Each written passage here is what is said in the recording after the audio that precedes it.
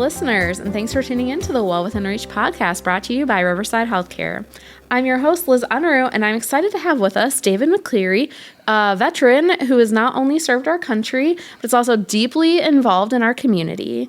He's someone who's experienced firsthand the challenges that many face with mental health and has chosen to seek support through our outpatient Riverside Behavioral Health Program Pathways. Healthcare can be confusing, but thanks to your My Riverside MyChart, you can easily manage not only your care, but your family's as well.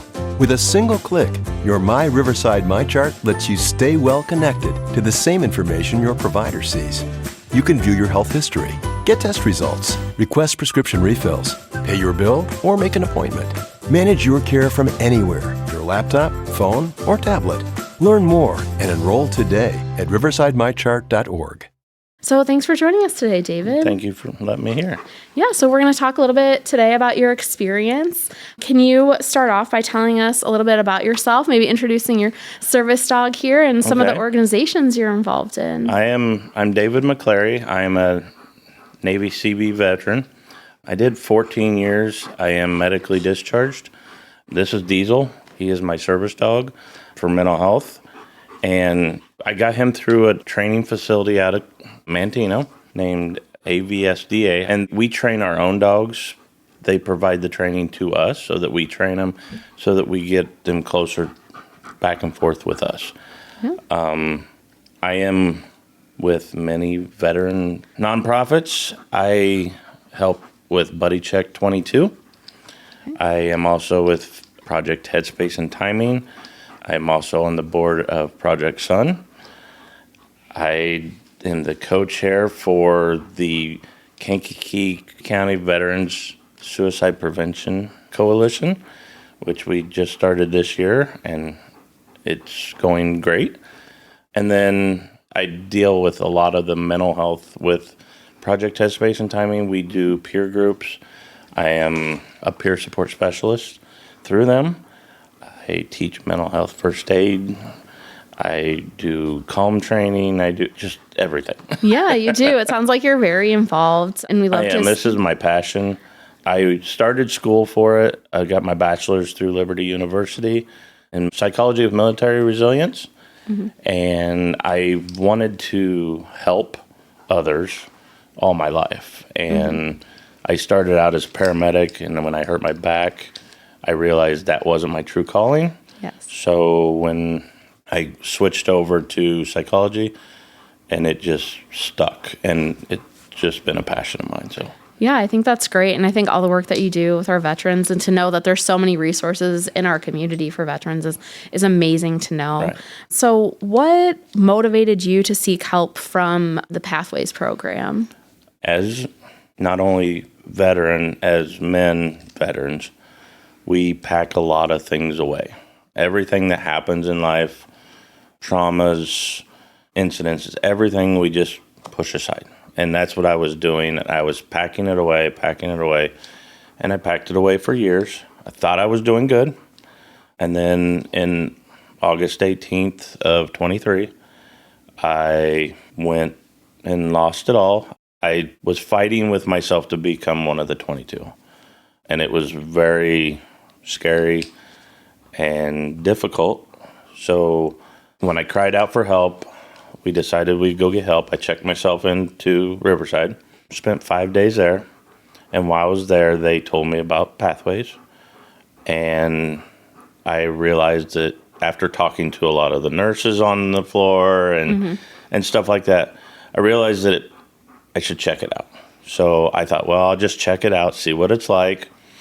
And when I got here, the first person I met was Roger, and that just set the whole tone for everything. It was amazing how warm and welcoming it was, so that's why I chose it. I did do other programs afterwards, but that one speaks the most to me. So It's great when you click right away with staff, and it's great that you were able to identify that you needed the help and that you got the help. I know a lot of times there's stigma attached to it. Yeah, and stigma was the biggest one. Yeah, but making sure that you're getting the help you need to better yourself is definitely a really important part of mental health journey. When you started the Pathways program, what were some of the things that they did to help, address those challenges and make you feel safe and secure? I think most of it was the staff, definitely. They all made you feel like you were a person. It wasn't like treatment, so to speak. It was more of you were just hanging out with people that you got along with. So it was nice to have that welcoming part in there. They gave you the tools that you needed to just help out with everything that was going on. So Yeah. Are there still some tools that you learned during your time at Pathways that you use today? I use a lot of the stuff that I got, the tools, and I still have all the flyers and everything that they gave us. I still have them. I still use them.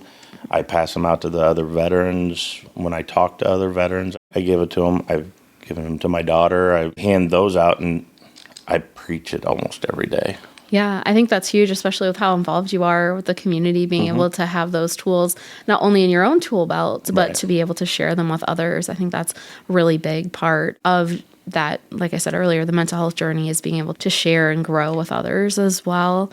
Did you have a particularly big breakthrough moment during your time at Pathways or even during your time when you were inpatient?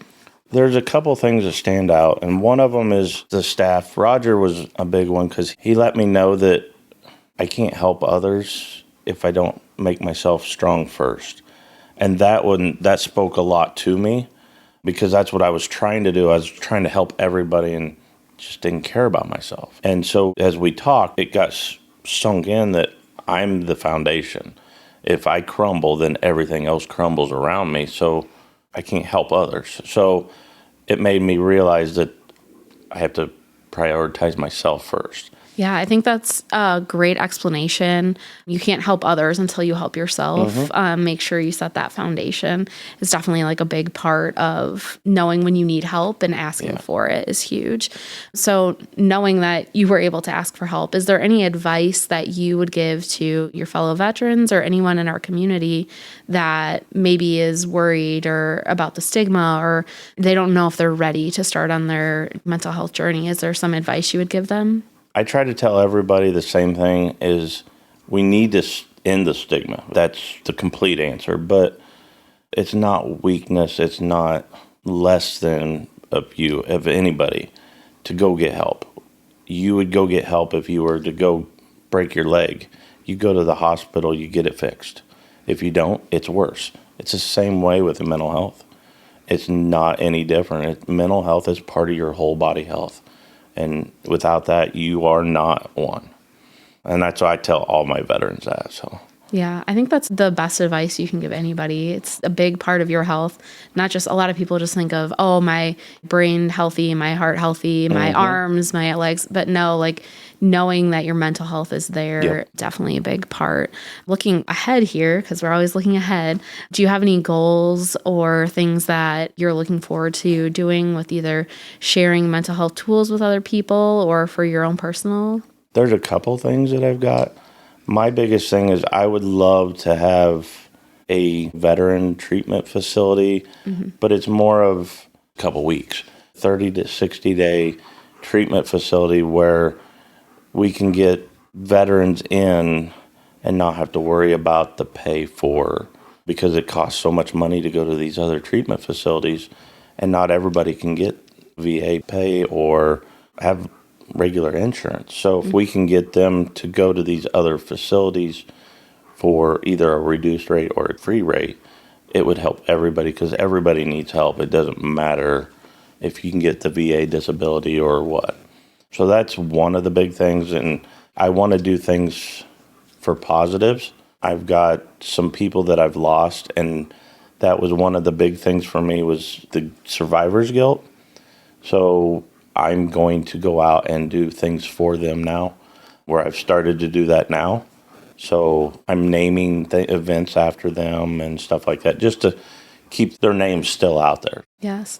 I think that's really big, remembering those that we've lost and why we do the work that we do is very important. Well, thank you so much for joining us today, David. Thank you for having me. Yeah, we're really glad that you and Diesel could join us today. And thank you, listeners, for tuning into the Well Within Reach podcast brought to you by Riverside Healthcare. For more information about our Pathway services, you can visit riversidehealthcare.org.